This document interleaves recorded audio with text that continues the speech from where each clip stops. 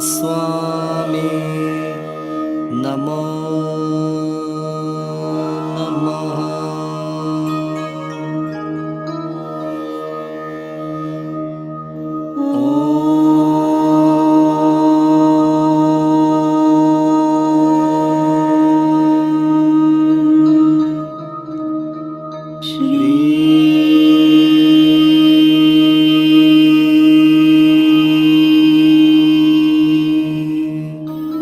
बाबा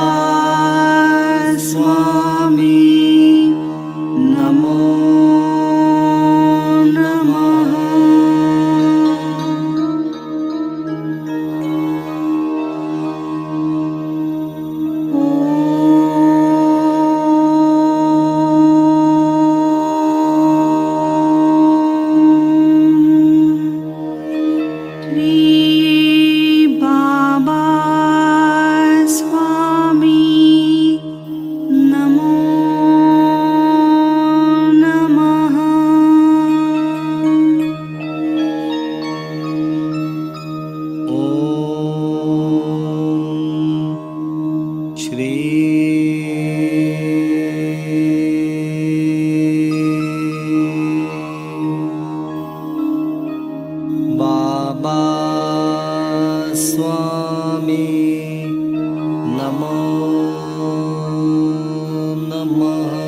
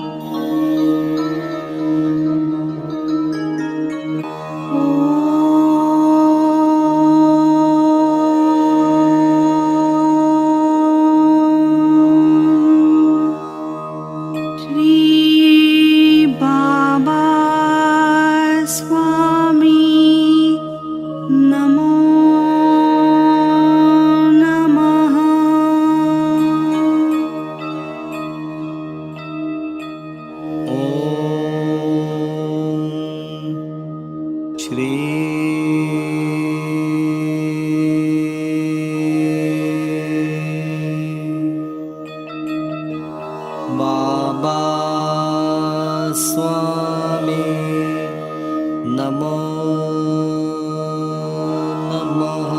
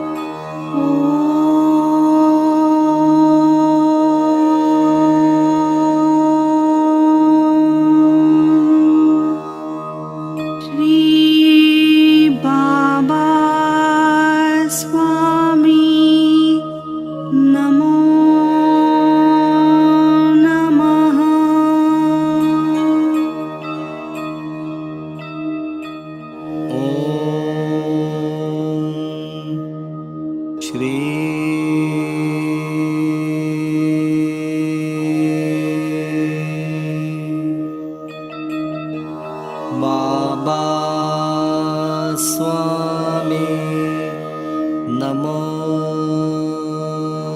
नमः।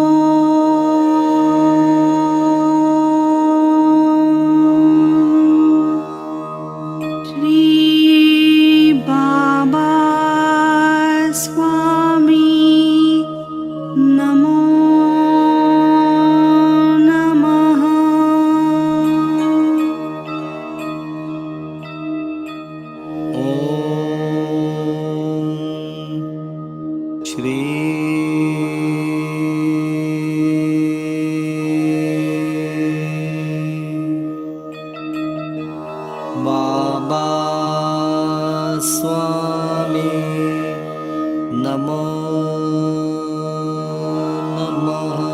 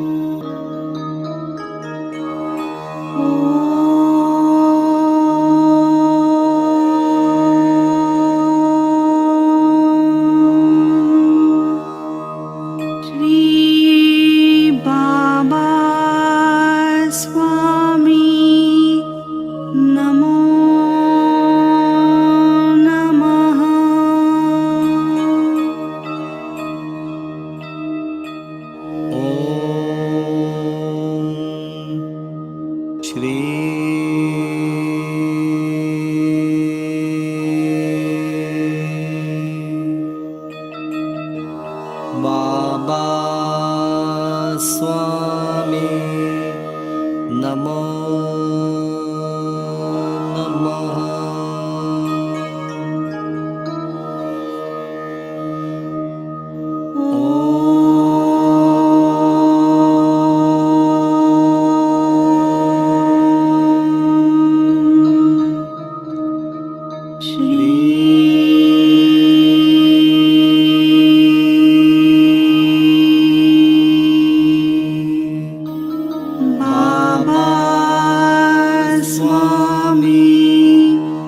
नमो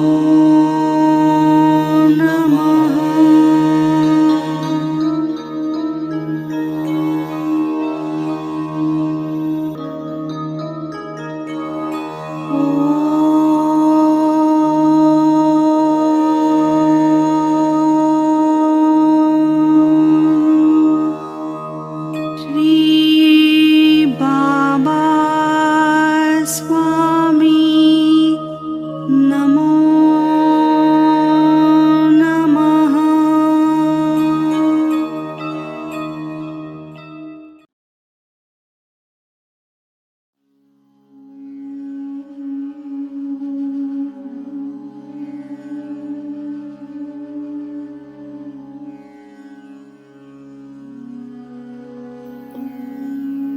सभी पुण्यात्माओं को मेरा नमस्कार।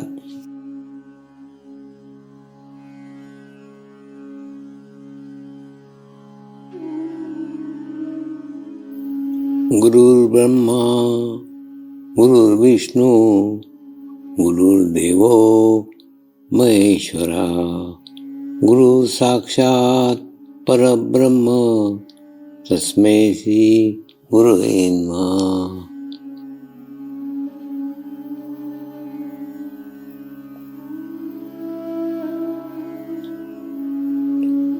ध्यान की उस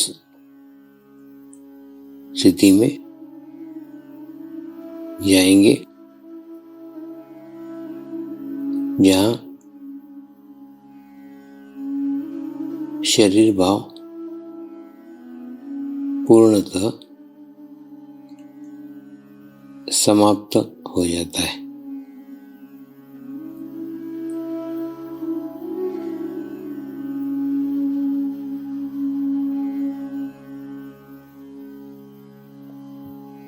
अपने पूरे शरीर को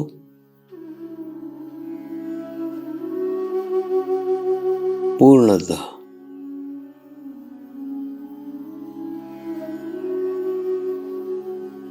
शिथिल छोड़ देंगे, एकदम रिलैक्स हो जाइए।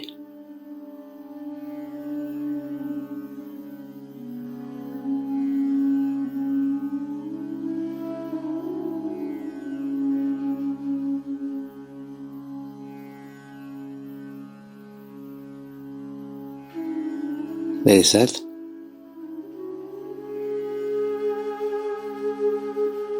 मंत्र का उच्चारण करेंगे।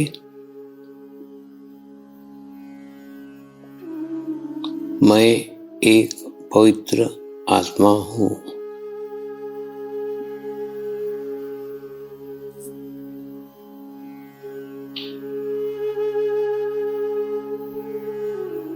मैं एक शुद्ध आत्मा हूँ।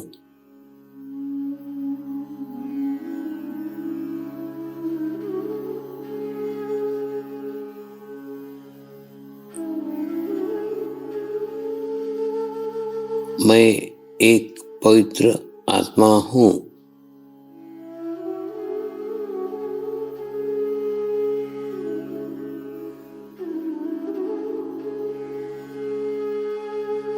मैं एक शुद्ध आत्मा हूँ।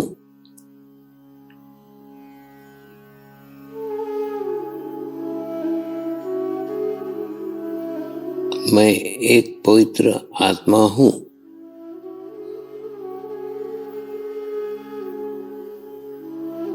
मैं एक शुद्ध आत्मा हूँ।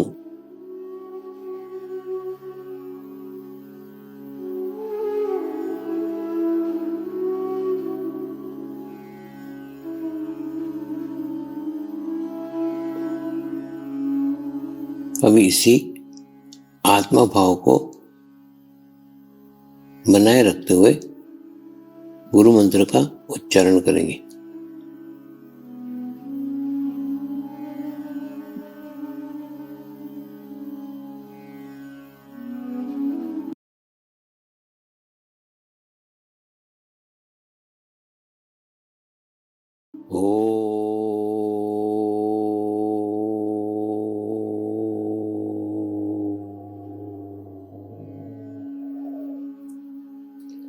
श्री शिवकृपानंद स्वामी नमो नमः।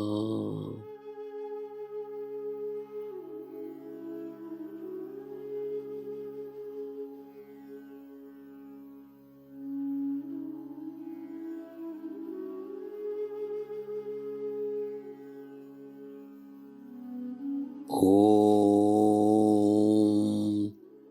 श्री शिवकृपानंद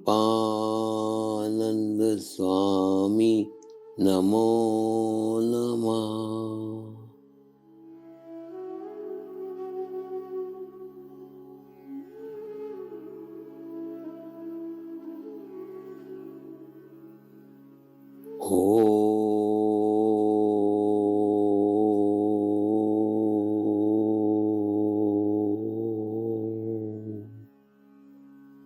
श्री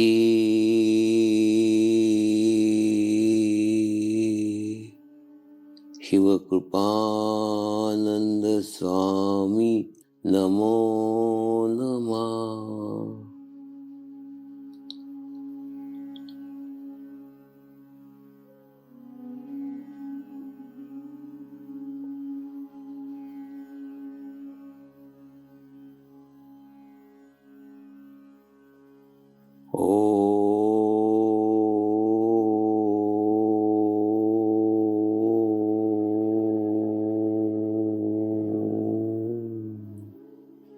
श्री शिवकृपानंद स्वामी नमो नमः।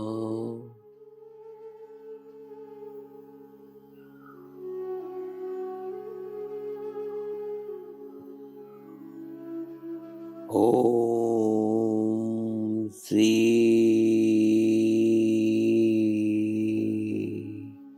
शिवकृपानंद स्वामी नमो नमः।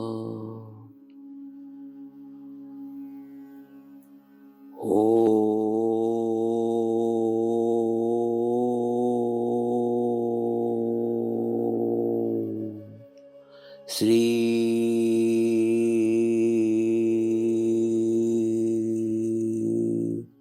शिवकृपानंद स्वामी नमो नमः।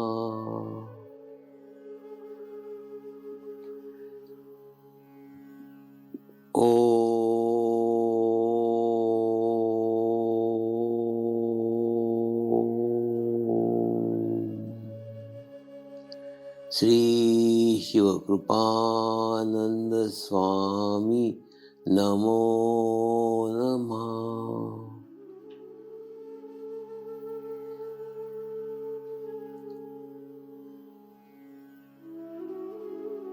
ओम श्री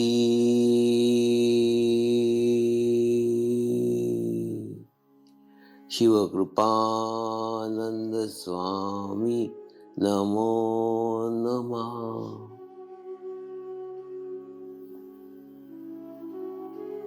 ओम श्री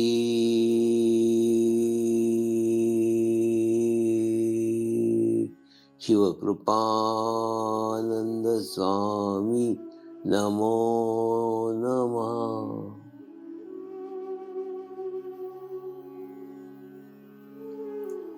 अब आप अपना चित्त सहस्त्रार पर रख के थोड़ी देर के लिए ध्यान में जाएंगे।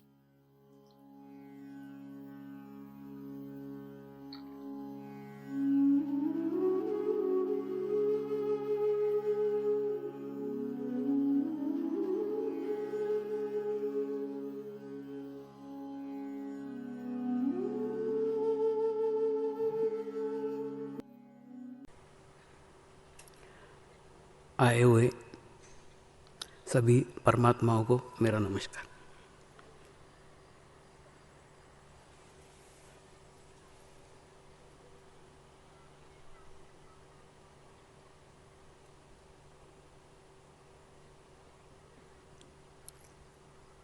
समर्पण आश्रम का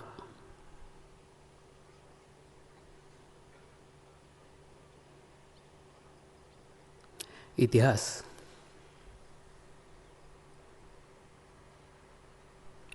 बहुत पुराना है।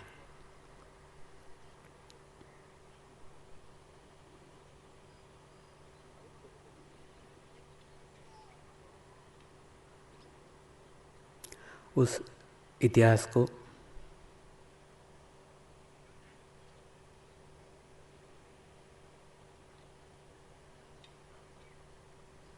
जानने के लिए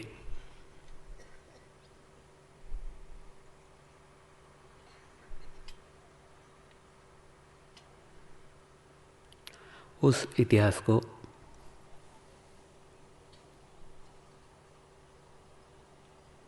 समझने के लिए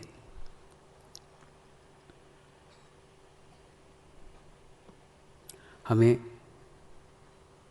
800 साल पीछे जाना होगा।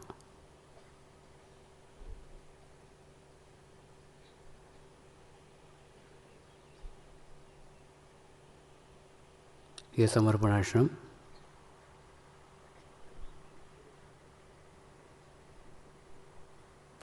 800 साल पीछे और 800 साल आगे के बीच का संधि काल है।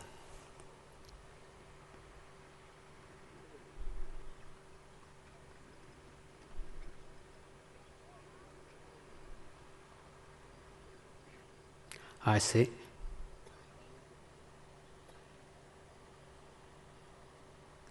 आठ सौ साल पूर्व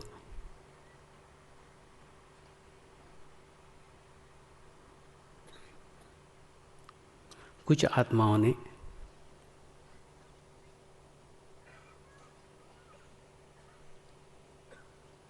सत्य को जानने की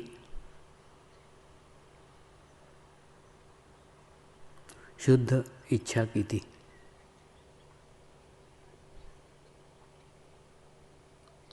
और उन्हीं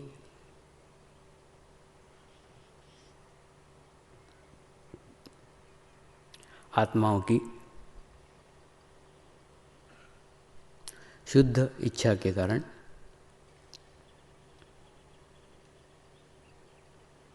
उन्हीं आत्माओं की सामूहिक इच्छा के कारण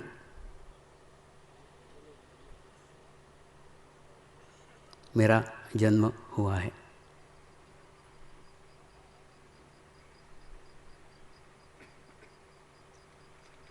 यानी मेरा जन्म भी सामूहिकता में सामूहिकता के लिए हुआ है।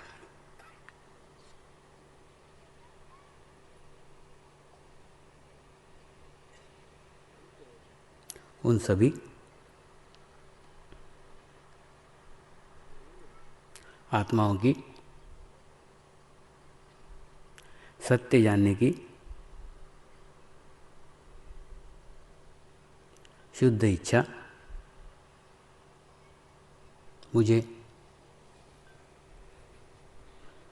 आप तक लाई है।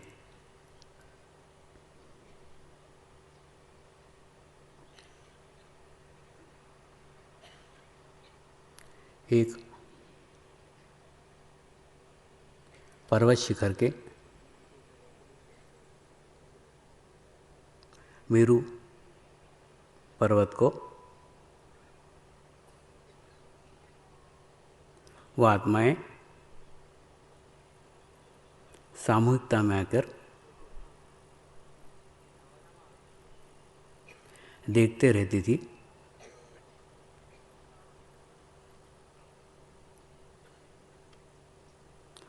और सामूहिकता में प्रार्थना करती थी। सामूहिकता में इच्छा करती थी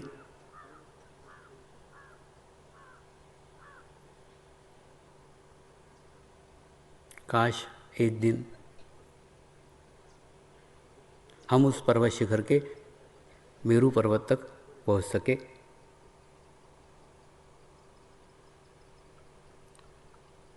मेरू पर्वत तक जा सके।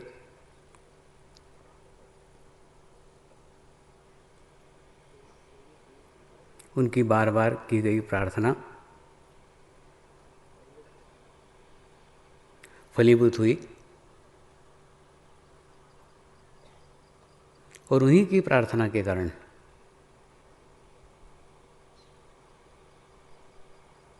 मेरा जन्म हुआ है।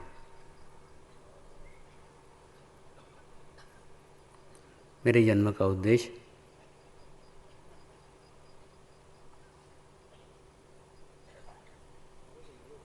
उसी मेरू पर्वत तक उन आत्माओं को पहुंचाने का मार्ग बनाना है।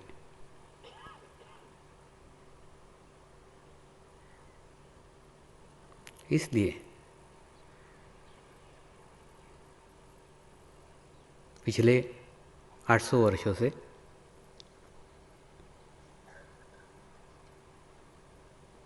उस मेरू पर्वत का मार्ग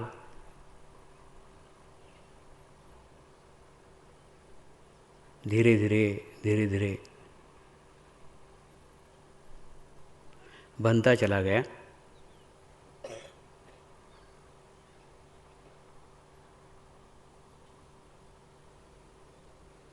और धीरे धीरे उस मेरू पर्वत तक जब पहुंचा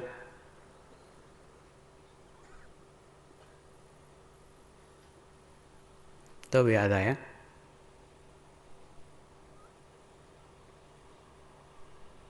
इस पर्वत शिखर पे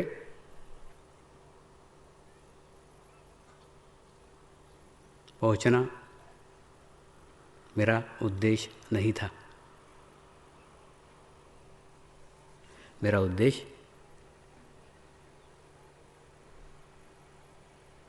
उन आत्माओं को इस शिखर तक पहुंचाना था।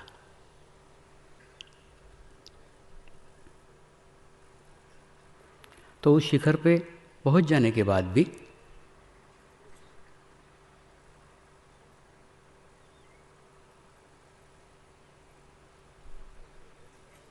वापस नीचे आ गया।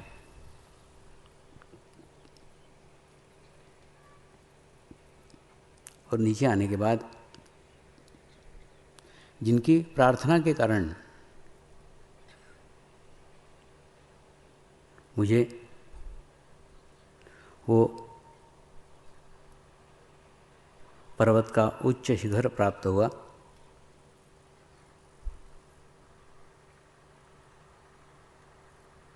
उन सभी आत्माओं का इंतज़ार करने लग गया। उन सभी आत्माओं की राह देखने लग गया।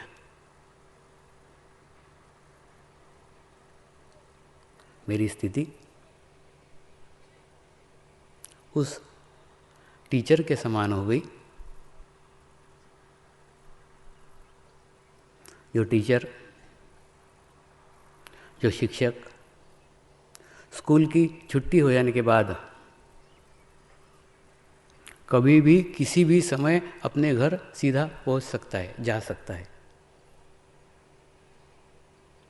क्योंकि उसे अपने घर का रास्ता पता है, घर का रास्ता मालूम है। लेकिन वो शिक्षक,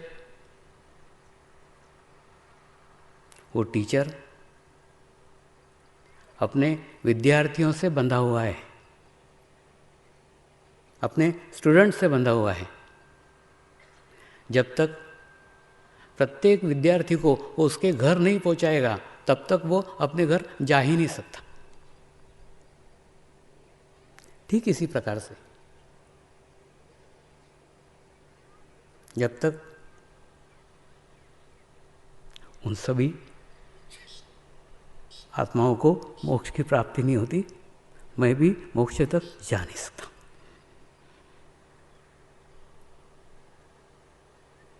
क्योंकि मोक्ष प्राप्ति की उनकी प्रार्थना के कारण ही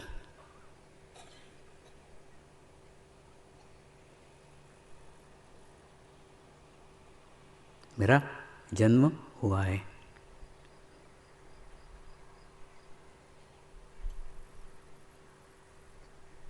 आठ 800 सालों तक सदैव दूसरे की देने की प्रक्रिया में रत रहना, सदैव दूसरे के कल्याण के विचार करना,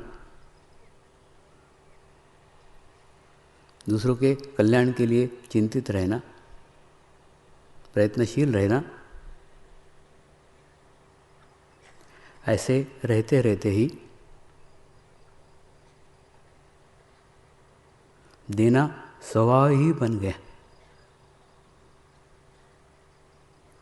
और देना यानी अपना सर्वस्व दे देना। एक पारस पत्थर किसी लोहे को छूता है तो पारस पत्थर लोहे को सोना बना देता है, लेकिन फिर भी पारस पत्थर अपना अस्तित्व, अपना गुणधर्म स्वयं के पास बचा के ही रखता है। पारस पत्थर लोहे को पारस पत्थर नहीं बनाता, अपना सर्वस्व दाव पे नहीं लगाता, सर्वस्व नहीं देता, अपना गुणधर्म बचा के रखता है।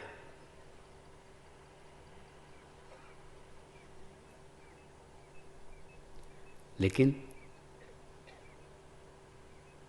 देने की प्रक्रिया के कारण देना स्वभाव बन गया और अपना गुणधर्म ही दे दिया। प्रत्येक शिष्य के अंदर अपने अस्तित्व को बांट दिया, अपने अस्तित्व को शून्य कर लिया, अपना सर्वस्व दे दिया।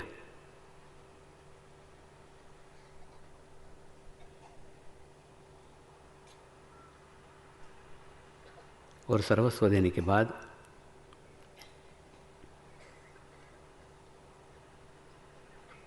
उसे उस सर्वस्व का एहसास कराया,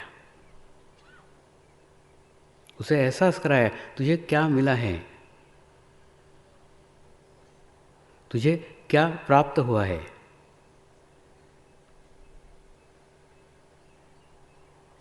फिर एहसास के लिए प्रयत्नशील हो गए।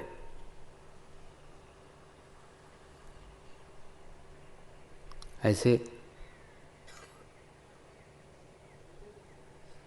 800 साल के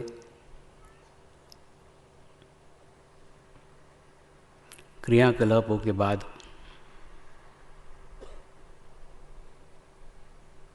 800 साल के इतिहास के बाद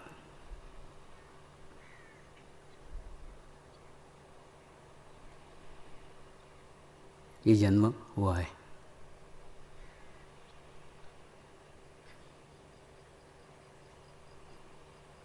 मैंने इस जन्म में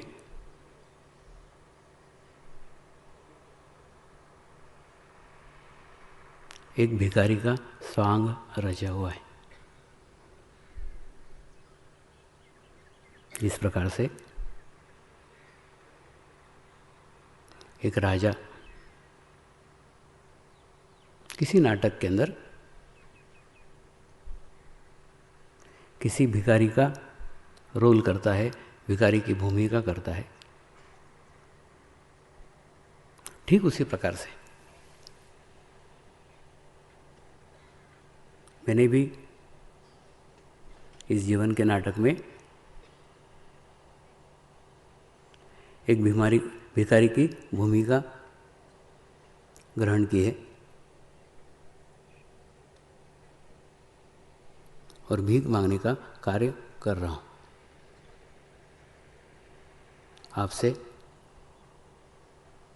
एक एक रुपया मांग करके इस आश्रम का निर्माण हुआ है। इस प्रकार से हम छोटे छोटे बच्चों को गुल्लक देते हैं और उन्हें प्रोत्साहित करते हैं कि रोज 1 रुपया इसके अंदर डाला कर। उस 1 रुपये का हमको कुछ जरूरत नहीं रहती, लेकिन हम चाहते हैं कि हमारे बच्चों को बचत की आदत लग जाए। एक अच्छी आदत डालने के लिए, एक अच्छे संस्कार बच्चे के ऊपर होने के लिए बच्चे को 1 रुपया बचत करना सिखाते हैं। वो अपना चॉकलेट में से, अपने बिस्किट्स में से मोह बचा बचा करके 1-1 रुपया उस गुल्लक में डालता है और ये बचत के संस्कार ही उसके जीवन में बचत करने की आदत डालते हैं। जिस समय उससे 1 रुपया बचत कराते हैं उस समय उसे अच्छा नहीं लगता, क्योंकि उस 1 रुपये से वो चॉकलेट खा सकता है, वो 1 रुपये से वो बिस्किट खा सकता है। लेकिन फिर भी हम उसे बचत डालने के लिए कहते हैं। ठीक इसी प्रकार से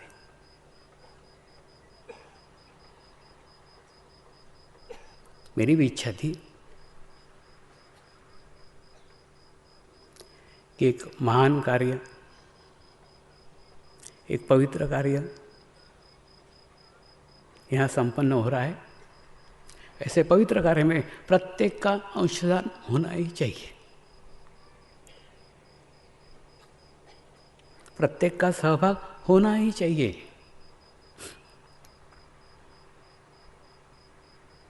क्योंकि आपको भी इस पवित्रता का, आपको भी इस स्थान का कोई एहसास नहीं है, लेकिन फिर भी आपसे जानबूझ करके 1-1 रुपया दान करने के लिए कहा, तुमसे जो बने वो दो, कुछ ना कुछ तुम्हारा अंशदान उसमें होना चाहिए।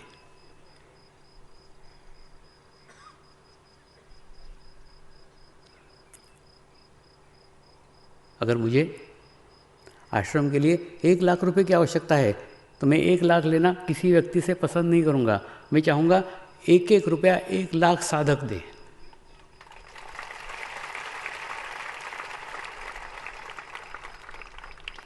जिस प्रकार से हम कभी किसी मंदिर में जाते हैं और मंदिर में से थोड़ा सा प्रसाद लेके आते हैं, एक मुट्ठी भर प्रसाद लाते हैं और एक मुट्ठी भर प्रसाद में का थोड़ा थोड़ा अंश अपने फैमिली के प्रत्येक मेंबर को देते हैं। छोटा से छोटा अंश भी, छोटा से छोटा प्रसाद भी प्रत्येक लोगों तक पहुंचना चाहिए, ताकि परमात्मा के आशीर्वाद उस प्रत्येक बच्चे तक पहुंचे। ठीक इसी प्रकार से ये आश्रम में आगे जो 800 सालों तक होने वाला है, उस सब के आशीर्वाद आपको प्राप्त होना चाहिए। आप जिसे दान कर रहे हो वो भिखारी है, लेकिन आपको पता नहीं कि भिखारी को दिया गया दान राजा तक पहुंच रहा है, क्योंकि वो राजा है।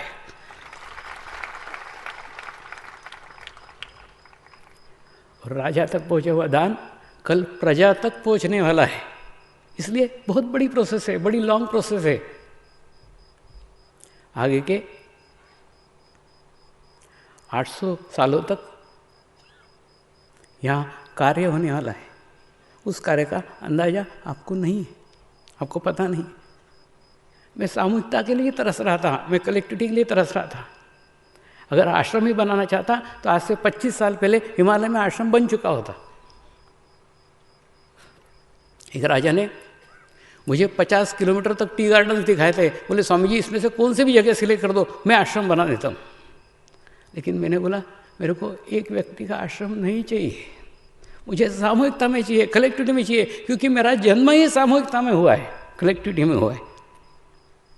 तो परमात्मा के आशीर्वाद भी आपको सामूहिकता में प्राप्त होना चाहिए, अधिक से अधिक लोग उसके साथ जुड़ सके।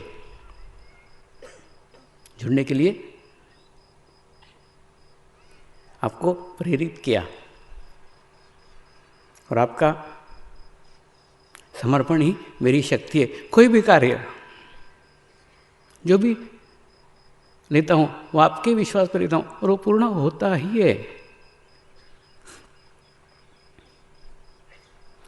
क्योंकि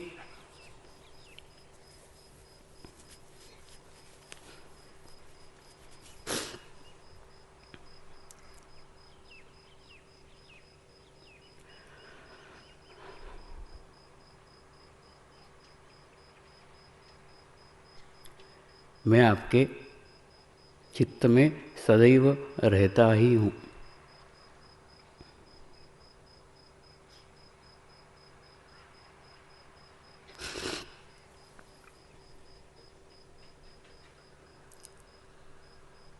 आप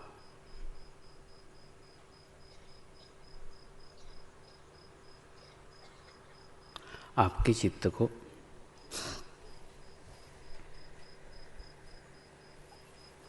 जितना स्वच्छ रखोगे,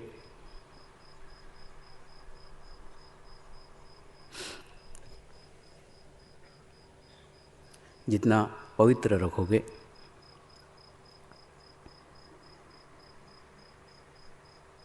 उतनी ही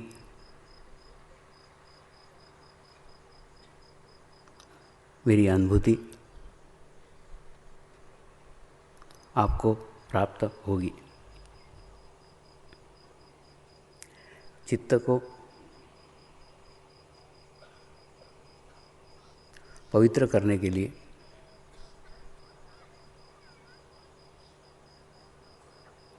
चित्त को शुद्ध करने के लिए आप आपके चित्तकाल के, आपके भूतकाल के सभी खराब व्यक्तियों को निकाल फेंके। आप आपके भूतकाल के बुरी घटनाओं को चित्त से निकाल फेंके, क्योंकि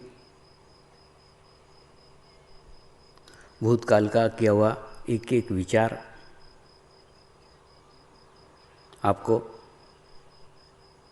अधोगति की तरफ लेके जाता है। इसलिए आवश्यक है अब आपके चित्त को शुद्ध कीजिए, पवित्र कीजिए, निर्मल कीजिए, ताकि आपका चित्त मेरे सानिध्य में विकसित हो सके।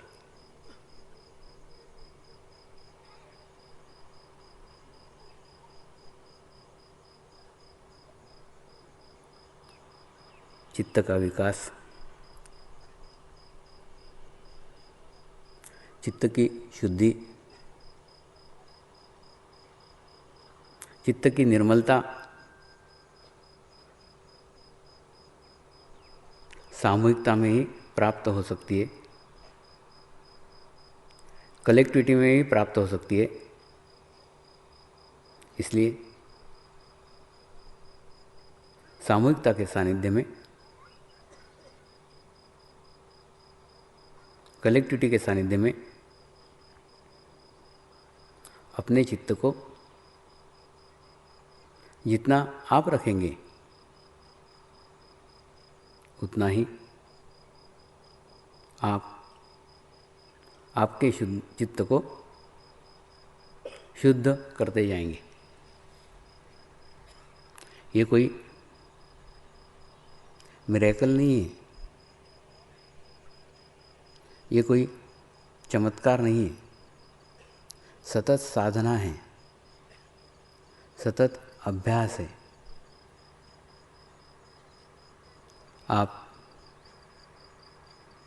आपका समर्पण रूपी 1 रुपया मुझे समर्पित करो, आपका चित्त स्वयं ही शुद्ध हो जाएगा। मैं एक हवा के समान हूँ। जैसे ही आप निखालस हो जाते हो, जैसे ही आप खाली हो जाते हो, वैसे ही मेरा प्रवेश हो जाता है। मैं अकेला नहीं हूँ, मेरे साथ हजारों लाखों चित्तों की सामूहिकता है। तो सामूहिक शक्ति ही परमात्मा की शक्ति है। आप उस सामूहिकता को प्राप्त कर सकते हैं, सामूहिकता को ग्रहण कर सकते हैं और सामूहिकता में विकसित हो सकते हैं।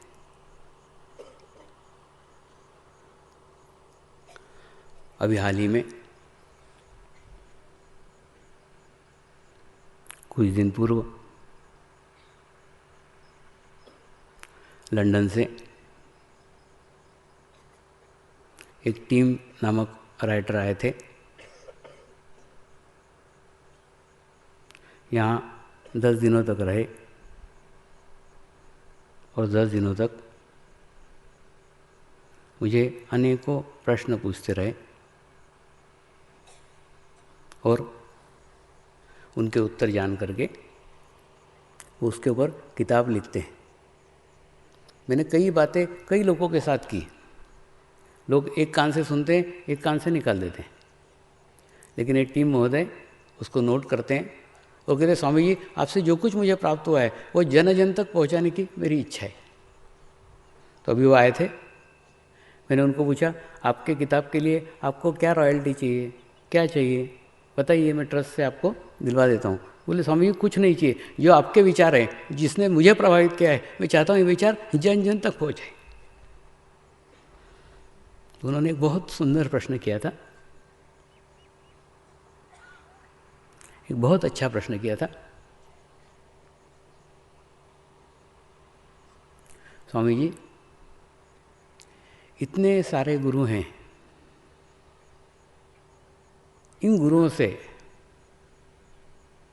आप क्या अलग हैं, आपकी क्या विशेषता है? तो मैंने उनको उत्तर दिया, सब गुरु परमात्मा का रास्ता बताते हैं, मोक्ष का मार्ग बताते हैं, मैं गोद में लेके चलता हूँ।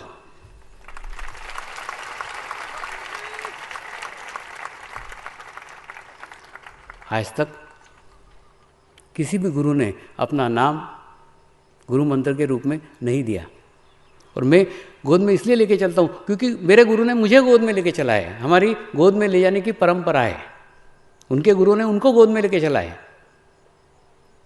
संभाल के रखते हैं, कहीं छूट नहीं जाए बच्चा, पूरा ध्यान रखते हैं और सिर्फ रास्ता नहीं बताते, मार्ग नहीं बताते। तो हमारे मार्ग के अंदर, हमारे पंथ के अंदर गोद में लेके गुरु चलते हैं शिष्य को और उसको पूरे मंजिल तक पहुंचाते हैं। ये विशेषता है, ये अलग है।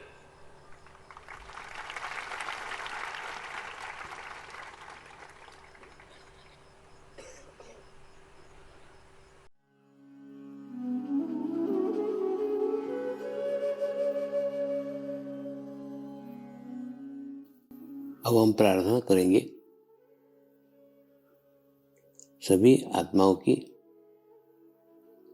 आत्म उन्नति हो, आध्यात्मिक प्रगति हो, यही हमारी प्रभु से प्रार्थना है।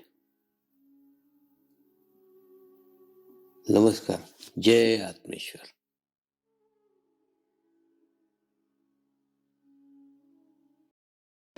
शांति पाठ करेंगे। ओम द्योः शांति अंतरिक्षगम शांति पृथ्वी शांति रापः शांतिरौषधयः